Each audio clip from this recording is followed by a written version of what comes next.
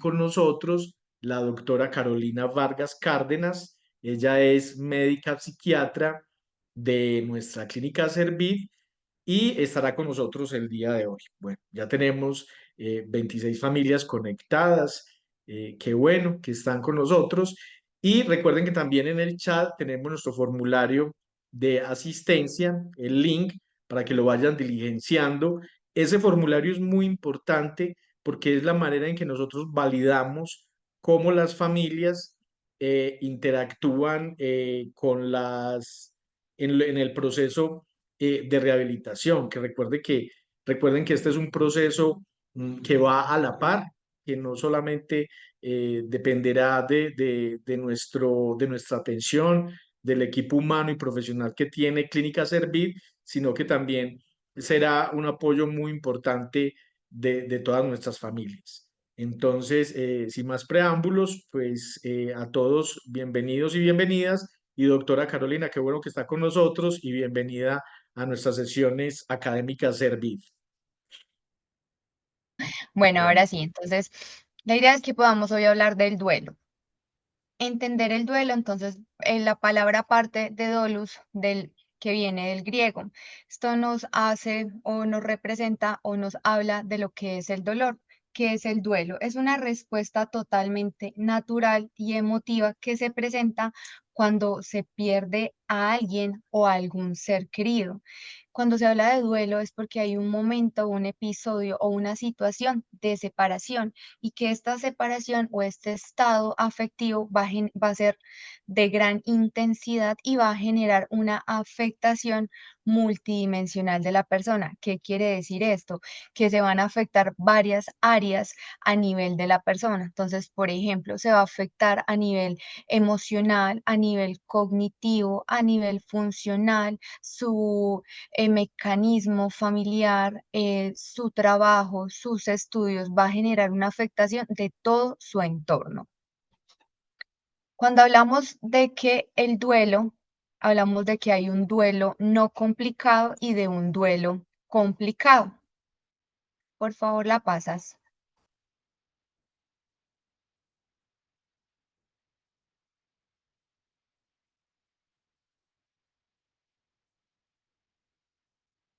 Entonces, hablamos de que va a haber un duelo complicado y un duelo no complicado.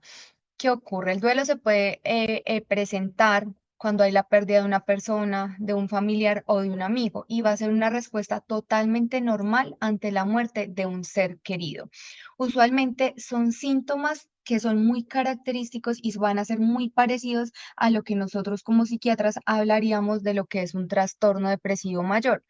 ¿Por qué? Porque van a ser sentimientos que se van a caracterizar por una tristeza inmensa, va a estar asociado a otros síntomas como por ejemplo el insomnio, que no pueda dormir, por ejemplo que tenga falta de apetito, que presente una pérdida de peso y usualmente ¿qué experimenta esa persona que está viviendo ese duelo? Ellos intentan o entienden que su ánimo normalmente es estar triste, es estar deprimido, que se parecen muchos estos síntomas a un trastorno depresivo, que es muy importante y es que ustedes se puedan llevar con esta charla y es poder diferenciar en que está pasando un duelo, pero que con ese duelo de la mano puede ir un trastorno depresivo mayor. Y ahí es cuando necesitamos tener el apoyo de un psiquiatra, de un psicólogo, el apoyo médico para poder ayudar a esa persona. No quiere decir que todos los duelos vayan a cursar con un trastorno depresivo, pero hay algunos que sí pueden cursar, como vamos a ver más adelante en la charla, y es que pueden estar de la mano con un trastorno depresivo, lo que puede hacer que este duelo sea más difícil de llevar. ¿Sigues, por favor? Entonces, tenemos que el duelo va a ser, pasa, porfa, pasa. Y de pronto si tú me das el control, es posible, John Freddy.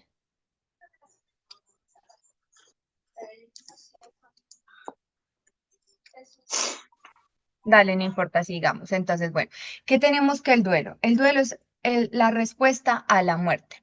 Muchas personas lo entienden como el luto, pero cuando hablamos del luto, hablamos más que todo sobre todo lo que tiene que ver como en el contexto cultural, en los rituales, en esas manifestaciones que se tienen o que cursan de cómo se acepta la muerte. El duelo va a ser totalmente diferente para cada persona y con cada individuo. ¿Qué quiere decir esto? Doy un ejemplo. Si a la señora del apartamento 101 se le murió el hijo y a la señora del 102 se le murió el hijo, no quiere decir que esos duelos o la manera de afrontar esas pérdidas sean iguales, porque vamos a ver más adelante que esto va a depender de varias características de cómo se haya presentado la muerte y en qué ámbitos y qué aspectos psicosociales hay en todo este proceso. ¿Qué pasa? Ahora, el duelo no es un momento, o sea, no es un estado, ¿cierto? No quiere decir que yo estoy en duelo y aquí me voy a quedar toda la vida. No, el duelo es un proceso y no es un proceso que sea lineal, ¿cierto? O sea, que voy del paso uno al 2 al 3 al 4. Es un proceso en el que puedo llegar al uno al 2 al 3 y devolverme porque no es un estado, o sea, no quiere decir que siempre voy a estar ahí, sino que voy a ir avanzando paulatinamente, vayan ocurriendo ciertas o se vayan dando ciertos procesos en cada individuo. ¿Qué tenemos? Entonces, vamos a hablar ahora. Recuerden que inicialmente les dije que habían dos tipos de duelos. Entonces, hablamos primero del duelo no complicado, por favor, la pasas, y el duelo complicado.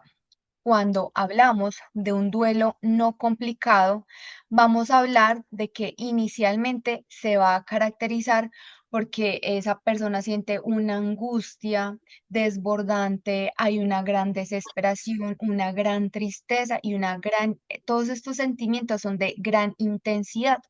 Pero posteriormente, este sentimiento de tristeza, de desosiego, de desesperanza, va a irse transformando. ¿Qué quiere decir? Que la persona ya todo el tiempo no va a estar con estos sentimientos como en una línea de base, sino que van a empezar a transformarse. ¿Qué quiero decir con esto?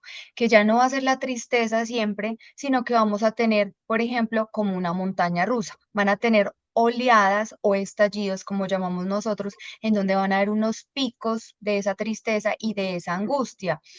¿A qué, por ejemplo, puede generarse ese estallido o una oleada? Les doy un ejemplo.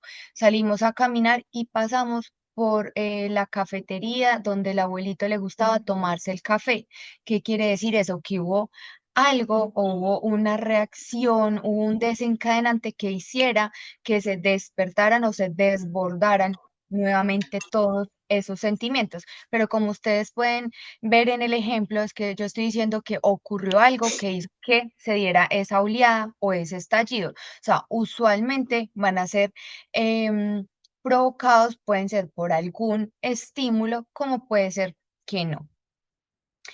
¿Qué más ocurre? Que van a empezarse a dar como una mezcla de sentimientos y esa mezcla de sentimientos muchas veces el paciente se puede sentir culpable, la persona que está viviendo ese duelo, porque muchas veces vienen esos sentimientos de, bueno, gracias a Dios él ya está descansando, no está sufriendo, está tranquilo, está en un mejor lugar, como que se siente paz y alegría porque ese ser humano ya no está.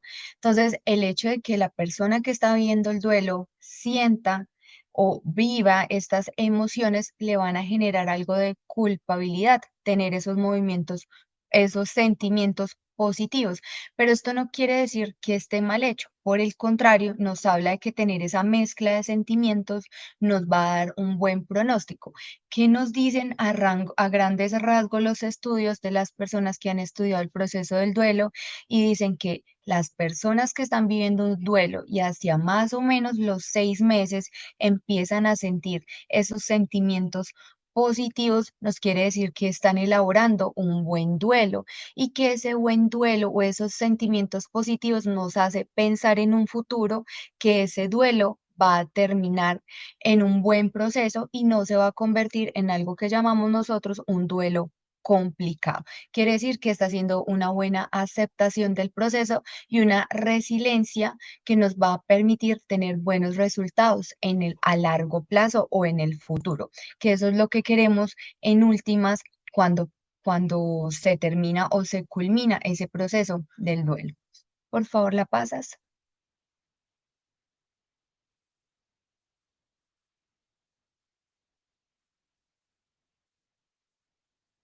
Entonces, tenemos acá unas fases. Las fases vamos a dividirlas en este duelo no complicado en tres fases importantes. Tenemos la primera, que es una fase de impacto. En la fase de impacto, o también llamada en algunos autores que lo llaman como la fase de desolación, donde se siente un desespero, una tristeza grandísima, y realmente esa fase de impacto se genera en el primer momento después de que se da la noticia o se enteran o se conocen del deceso de la persona. En esa fase inicial hay como una fase, no sé si de pronto les ha ocurrido como de perplejidad, que como que no entienden qué es lo que está pasando, como que quedan fríos, como quietos, como que no se puede saber que realmente eso es lo que está pasando. Y esta fase va a ir acompañada de muchos pensamientos de no puede ser, no es verdad, él no está muerto, eso no le pasó a él. O sea, como que no creo en lo que estoy viviendo. Va a haber una descarga emocional gigante por la noticia que se acaba de recibir. Posterior a esto, se va a vivir lo que es la fase de estado. La fase de estado también se le conoce como o se parece mucho a una depresión o fase de retraimiento. En esa fase de estado vamos a ver muchos síntomas de esos que yo les mencionaba inicialmente que se parecen mucho a un trastorno depresivo. Entonces va a estar la tristeza, va a estar el llanto, sentimientos de culpabilidad, sentimientos de como que no hay nada más que hacer, van a empezar a tener algo que llamamos nosotros un enlentecimiento psicomotor. ¿Qué quiere decir eso? Que piensan más despacio, que les cuesta hacer algunas actividades, que les cuesta pensar, que tienen dificultad para hacer algunas actividades. También pueden presentar, y lo más marcado es que dejen de comer, que no coman, que no puedan dormir, que las actividades que disfrutaban antes, por ejemplo, salir a caminar, salir a sacar el perrito a pasear, esas actividades ya no las van a empezar a disfrutar. Y muy importante y que tengamos en cuenta es que pueden empezar a surgir ideas de muerte. Esto es muy importante, que nosotros como familiares de esa persona o de amigos que están viviendo esta situación tengamos la capacidad de preguntarle: ¿tú has pensado o se te ha venido alguna vez la idea de quererte morir, de quererte hacerte daño? Eso es súper importante que se los lleven en sus cabecitas, porque preguntar por ideas de suicidio salva vidas, no por el contrario, como se piensa o se piensa en el común, y es que si yo le pregunto al paciente que está triste, le estoy diciendo vaya, hágalo, o vaya, lastímese, o vaya, mátese. No, por el contrario, lo que yo estoy es generando alertas rojas o banderas rojas donde yo estoy mirando, esta persona está muy, muy triste, está pensando en quererse morir, hay que buscar ayuda. Eso es lo que nosotros tenemos que aprender a reconocer. Además de eso, también en esa fase se pueden presentar algo que se llaman como alucinaciones e ilusiones.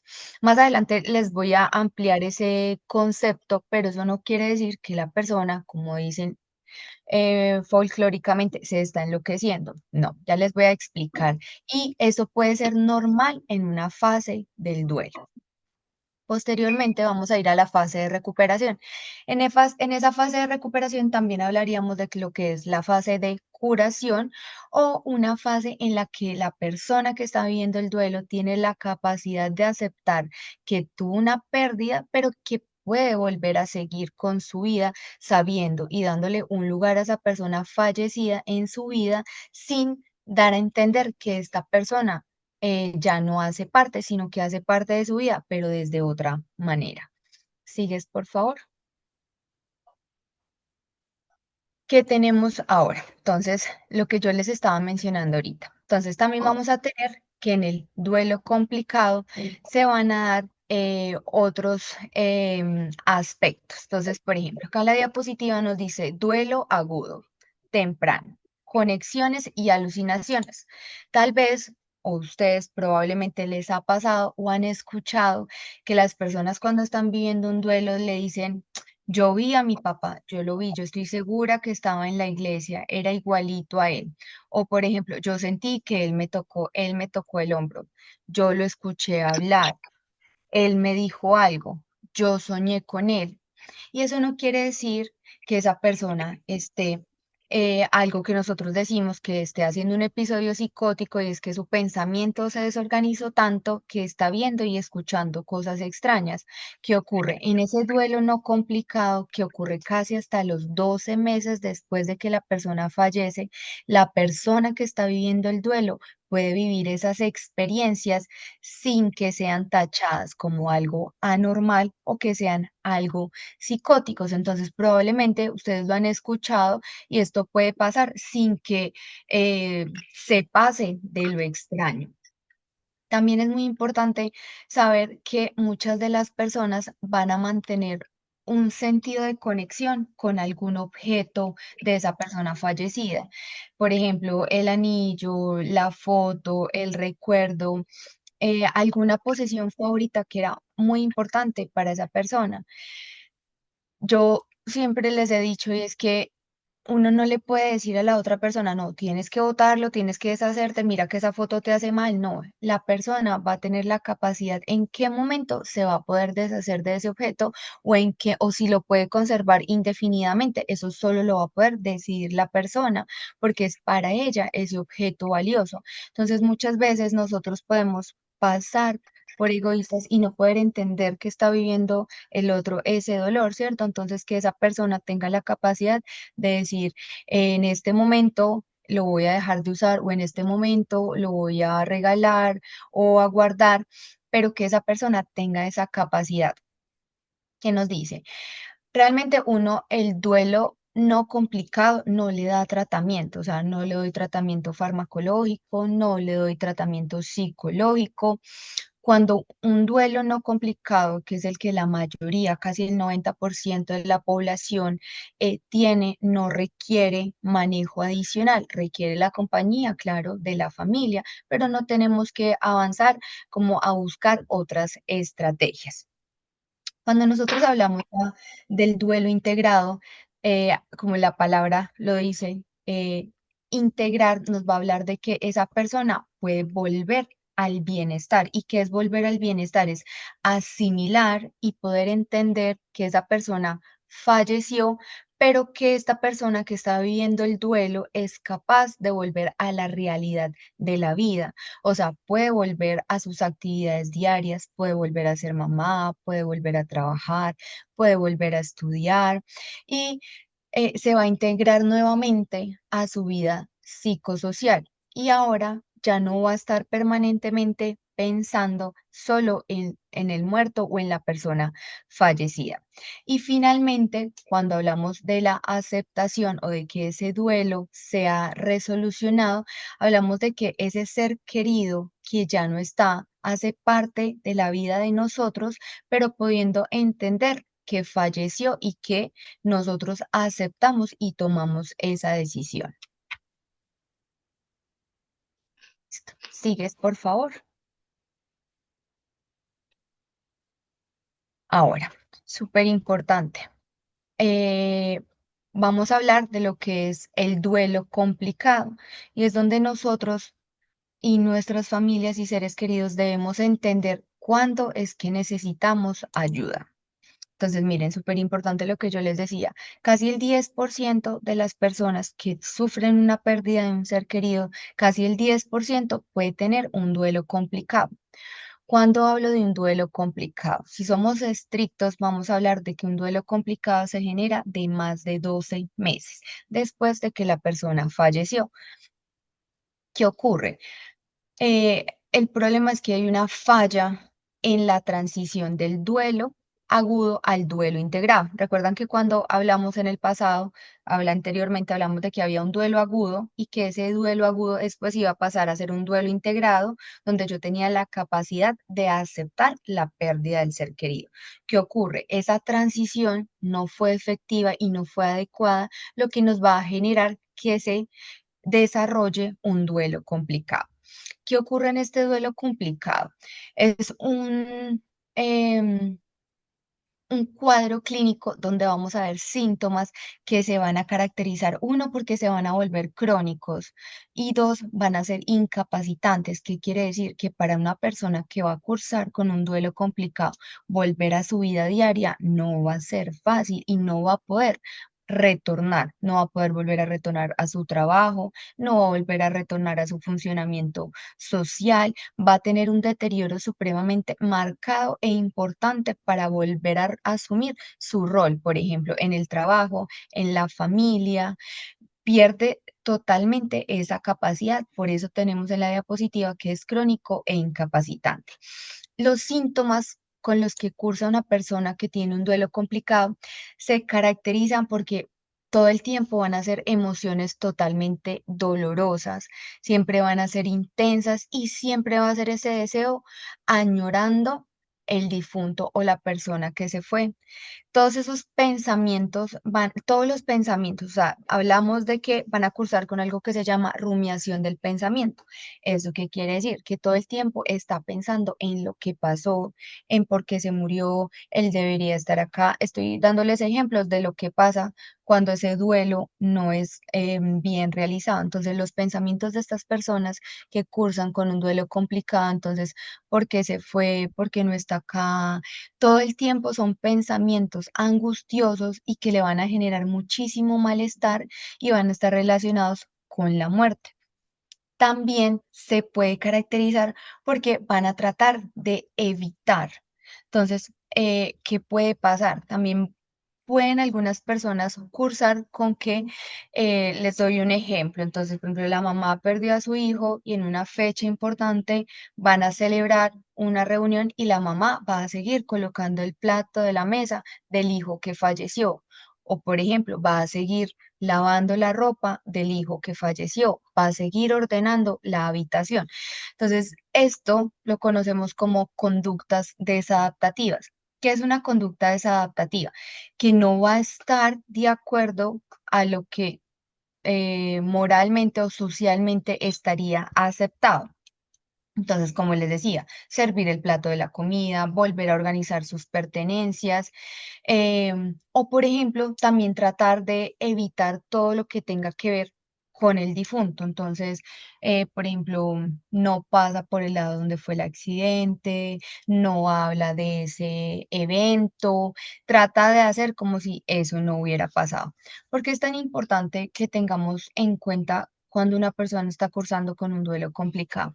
No solo porque probablemente puede estar asociado con un trastorno depresivo, o sea, que la persona esté deprimida asociado al duelo que está viviendo, sino porque también los estudios han demostrado que los pacientes que cursan con un duelo complicado son pacientes que van a tener mayor riesgo de enfermedades, por ejemplo, como de cáncer, de hipertensión, de enfermedades al corazón, y van a tener muchísimo más riesgo del abuso de sustancias psicoactivas, llámese bien alcohol, cocaína, TUS y todas estas sustancias que van a empeorar el cuadro clínico.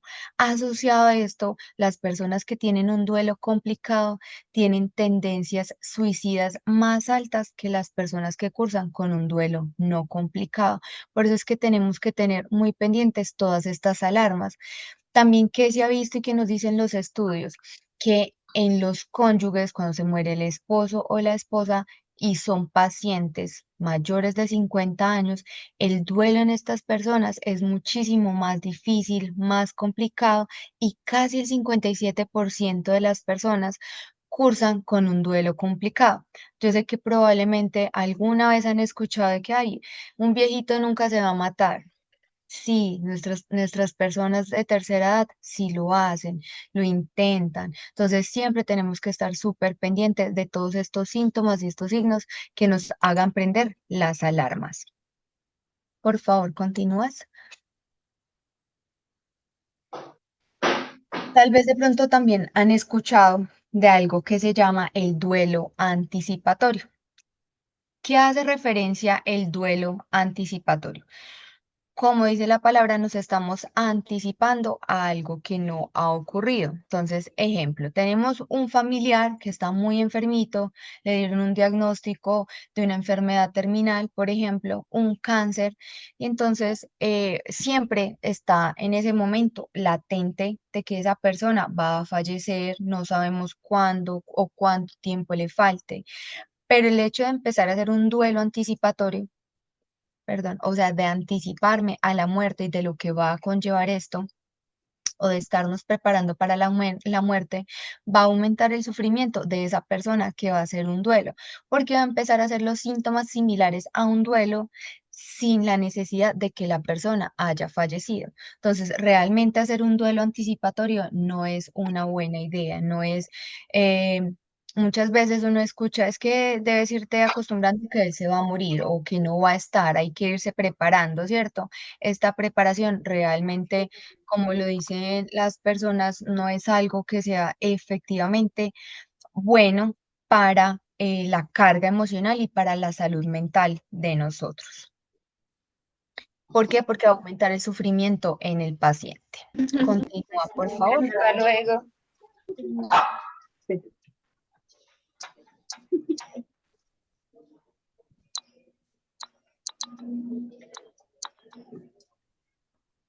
John, por favor, la pasas. Gracias.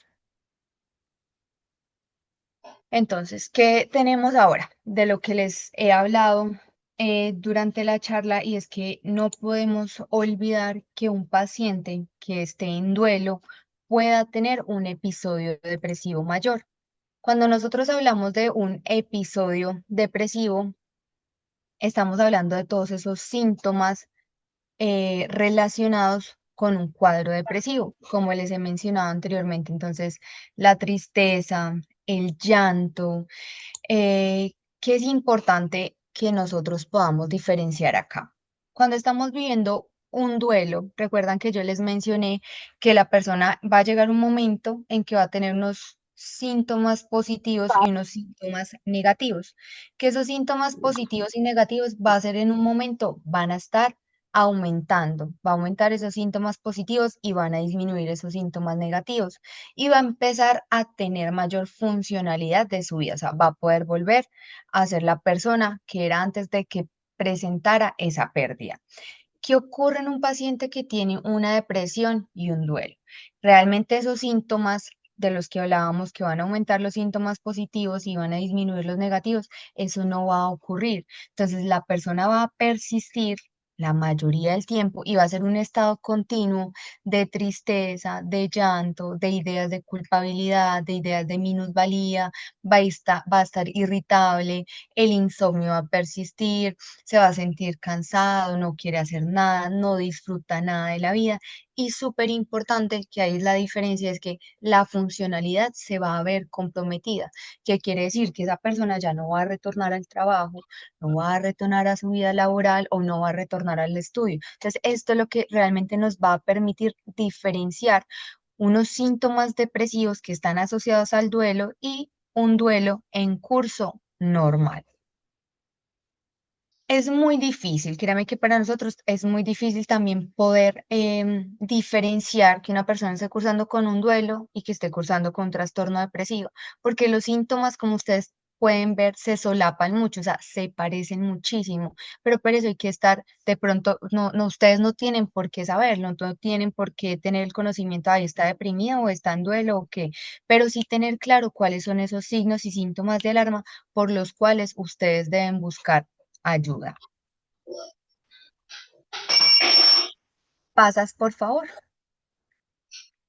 Entonces, también vamos a hablar de unos tipos de pérdida. Recuerden que yo les dije que cuando hablábamos del duelo, nos estamos refiriendo estrictamente al duelo, es la pérdida de un ser querido, pero también tenemos unos tipos de pérdida. Entonces, vamos a tener, por ejemplo, de la vida. Entonces, estoy perdiendo, tengo una enfermedad, un cáncer o algo que me está generando una pérdida de aspectos de sí mismo. También van a estar relacionados con la salud física y emocional de objetos externos. Por ejemplo, perdí la casa por el banco, una situación, un desastre natural, un empleo, una pérdida económica. A esto se le conoce como una pérdida pues de objetos externos. ¿Continúas, por favor? Emocionales. Entonces, todo lo que hablamos de rupturas sentimentales, la ruptura con la pareja y otras ligadas al desarrollo. Cuando hablamos al desarrollo, por ejemplo, hablamos de cuando la mujer llega a la menopausia, por ejemplo, cuando llegan al tiempo de la pensión. Entonces, son etapas del ciclo vital que pueden hacer que se presenten pérdidas en cuanto a la funcionalidad y que pueden estar pues también asociadas. Sigue, por favor. Entonces, recuerdan que yo les mencioné y les daba el ejemplo de que a la señora del 101 se le murió el hijo y a la señora del 102 se le murió también el hijo. ¿De qué depende cómo se vaya o cómo vaya a progresar ese duelo? Va a depender de varios factores. Entonces, las circunstancias de la muerte. No es lo mismo una muerte violenta a una muerte natural. La relación que tenía con el fallecido. No es lo mismo que se muera mi abuelita a que se muera la mamá, el papá, el esposo o el hermano, ¿cierto? Son totalmente conexiones y lazos que van a hacer que el duelo se viva de forma diferente. Por eso van a determinar en qué forma se lleva. A su vez también en el tipo de personalidad sobreviviente. ¿Qué quiere decir? De la persona que está viviendo en duelo. No es lo mismo que un paciente, por ejemplo, tenga un trastorno depresivo, tenga un trastorno de personalidad y se le muera la mamita, y no es lo mismo una persona que no tenga un trastorno depresivo y que no tenga un trastorno de personalidad, porque de pronto va a tener mayores herramientas para poder afrontar ese duelo. Entonces, estos determinantes van a permitir de alguna manera que nosotros podamos mirar que los duelos no son iguales para todos. Ahora, si yo tengo una persona que tiene alguna enfermedad mental, como dice, por ejemplo, lo mencionamos en la diapositiva, que sea ansiedad o depresión, esto va también a determinar cómo se va a dar ese proceso. También cuando la persona previamente había tenido un duelo mejor aceptado, con mejores herramientas de aceptación, probablemente le pueda ocurrir lo mismo con el duelo que está viviendo ahora. Por ejemplo, si en el pasado esa persona tuvo un duelo difícil, complicado, que se le presentaron muy dificultades, probablemente puede volver a ocurrir lo mismo. No quiere decir que vaya a pasar así. También es súper importante la edad a la que la persona presenta esta pérdida. Recuerdan que en anteriores diapositivas les comenté que, por ejemplo, cuando se pierde el cónyuge y esta persona tiene más de 50 años, hay un mayor riesgo de que tenga un duelo complicado, de que curse con un trastorno depresivo y que tenga y presente una ideación suicida por la edad. Y también va a estar muy asociado a lo que tiene que ver el contexto psicosocial en el que se dio la muerte.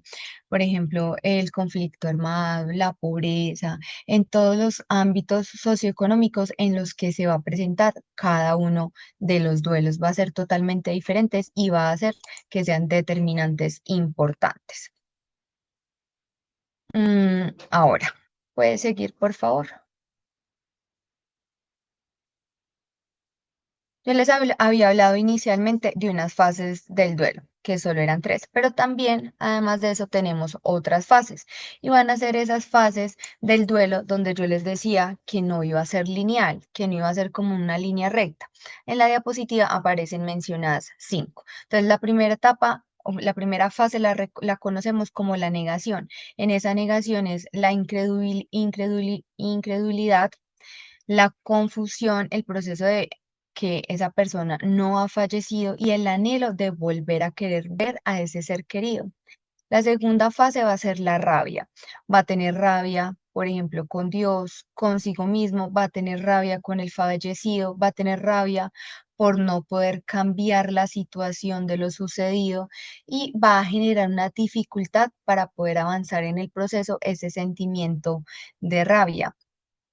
En el tercero empieza ya a haber como una negociación.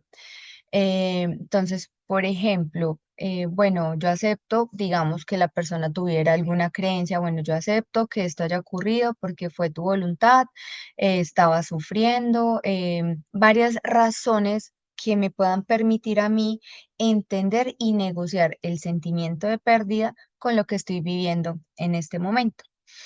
En la cuarta, que es el miedo, va a haber muchos sentimientos en que ahora yo qué voy a hacer si él ya no está. Por ejemplo, una mamá que perdió a su esposo y tiene tres chiquitos por los cuales debe responder, entonces ella tiene que empezar a asumir nuevos roles. Tengo que ser mamá, tengo que ser papá, tengo que cuidarlos, tengo que recogerlos. Entonces va a entender y va a aprender que va a tener que reconstruirse y va a tener que volver a retomar el control de su vida.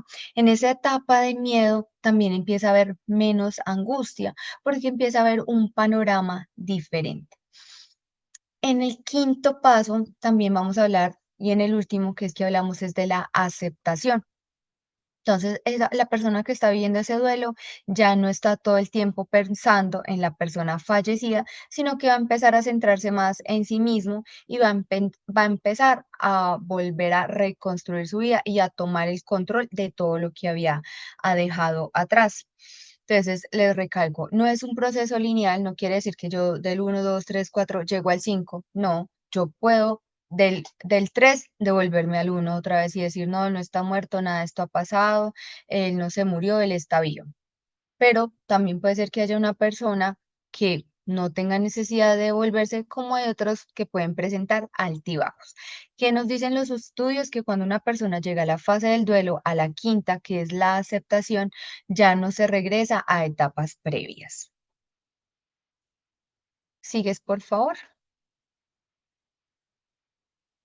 Entonces, tenemos acá que yo les había mencionado, vamos a tener muchas manifestaciones, ¿cierto? Los síntomas ansiosos, como yo les mencionaba, la pensadera de por qué pasó esto no debe haber pasado así, las cosas debieron haber sido diferentes. Todos esos síntomas afectivos que les he mencionado, la tristeza, la culpabilidad, ya no disfrutar nada de la vida, y los síntomas cognitivos que son muy importantes y es porque, por ejemplo, pueden presentar fallos de memoria, que se les empiecen a olvidar las cosas, que estén inatentos a algunos datos importantes. Sigue, por favor. En el siguiente cuadrito vamos a ver que miren todas las manifestaciones. Entonces hablamos de todos esos sentimientos en donde va a haber rabia, culpa, em, mucho autorreproche, pero también vamos a tener unas sensaciones físicas, como, no sé si lo han escuchado, siento un vacío en el estómago, siento un nudo en la garganta, me duele el pecho, tengo rabia, no quiero hacer nada, siento seco a la boca, es todo lo que siente el cuerpo, como que no puedo respirar, me falta el aire. También van a estar lo que ha mencionado, los pensamientos o esas cogniciones. Entonces, la incredulidad y lo que les había mencionado de las alucinaciones, ¿cierto? De que la persona puede cursar con alucinaciones visuales y auditivas y no quiere decir que esté salido del contexto. Ahora, también va a tener algunas conductas o comportamientos. Por ejemplo, entonces no pueden dormir, van a estar distraídos. em, por ejemplo, hay muchas personas que cuando cursan con el duelo tienden a aislarse por pena, por miedo a ser rechazados. Entonces lo que hacen es aislarse y esto va a empeorar todos los síntomas depresivos. También pueden soñar con el fallecido. También en algunos casos evitan recordar las vivencias que han tenido con el fallecido. Sigue, por favor.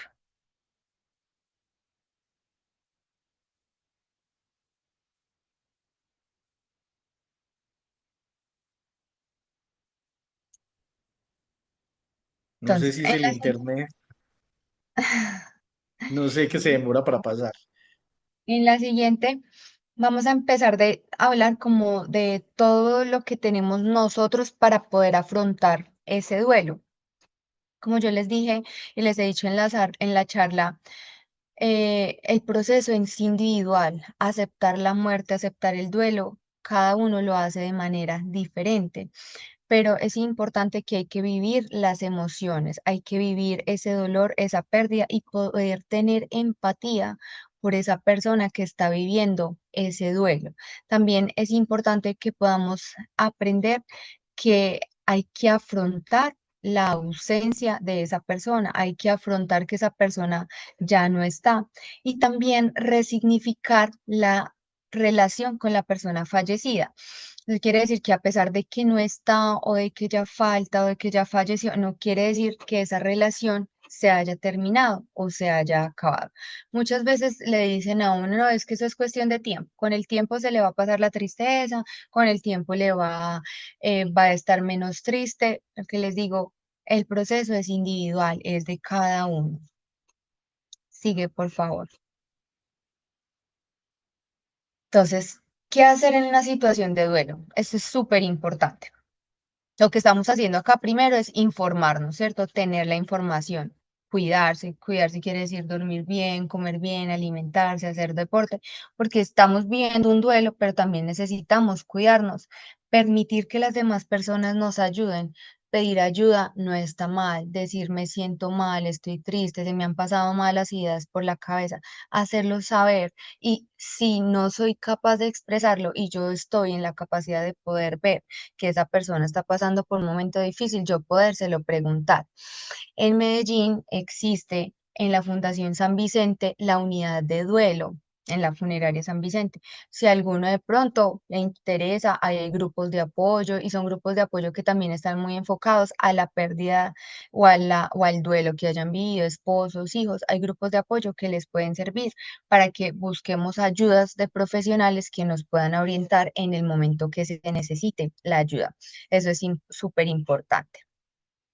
Entonces, sigue, por favor, en la ayuda profesional, cuando nosotros veamos que es necesario, que es importante, que vamos a empezar a ver que así como nosotros aprendemos, también tenemos la capacidad de desaprender conductas. Por eso hablamos de una reestructuración cognitiva, o sea, es poder, eso que yo aprendí, poderlo desestructurar y poderlo convertir o cambiarlo a un pensamiento adaptativo que me sirva a mí. Cuando hablamos de juego de roles, va más enfocado para los niños y los adolescentes cuando tienen alguna pérdida. ¿Y esto qué quiere decir? Que yo voy a darle situaciones, pero eso digamos que lo hacen más los profesionales, una situación donde él va a empezar a afrontarse a una situación que le va a generar ansiedad o miedo.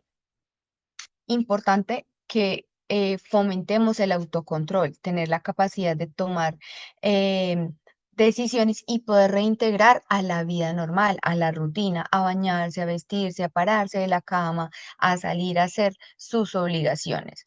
Y también favorecer la toma de decisiones, porque nosotros tampoco podemos cuando una persona está deprimida, no tiene totalmente la capacidad de tomar decisiones o decisiones importantes. Entonces es mejor si esa persona está deprimida que en ese momento no se tomen esas decisiones que en un futuro pueden ser muy importantes.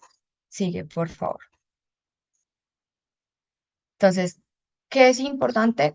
Que tengamos claro también que hay que respetar el duelo de las demás personas, porque no todos asumimos el duelo de las mismas maneras. ¿Por qué? Porque va a estar rodeado de las creencias, de la cultura, de la crianza que ha tenido cada persona. Como les decía, importante asistir a grupos de ayuda o de apoyo, porque acá nos damos cuenta que no estoy solo, que hay más personas que están viviendo la misma situación. Es importante que podamos identificar los signos de alarma, como los he mencionado, la tristeza, el llanto, que no quiera comer, que no pueda dormir, que esté durmiendo mal, que no quiera volver al trabajo, al estudio. Esos síntomas y esos signos son muy importantes que los podamos reconocer. Y ya, por último, les quería traer esta frase: aprender a vivir es aprender a desaprenderse. Es un libro que se llama Libro Tibetano de la Vida y la Muerte. Si alguno está pasando por una situación, este libro les va a ayudar mucho a poder entender esa frase de la vida y la muerte. Se los dejo para que en algún momento, si alguno lo quiere revisar, va a ser de mucha ayuda. Y por último, les quería dejar esta frase. La elaboración del duelo significa ponerse en contacto con el vacío que ha dejado la pérdida de lo que no está. valorar su importancia y soportar el sufrimiento y la frustración que comporta su ausencia. Muchísimas gracias, quedo atenta a sus preguntas, a sus inquietudes. Muchísimas gracias por el tiempo.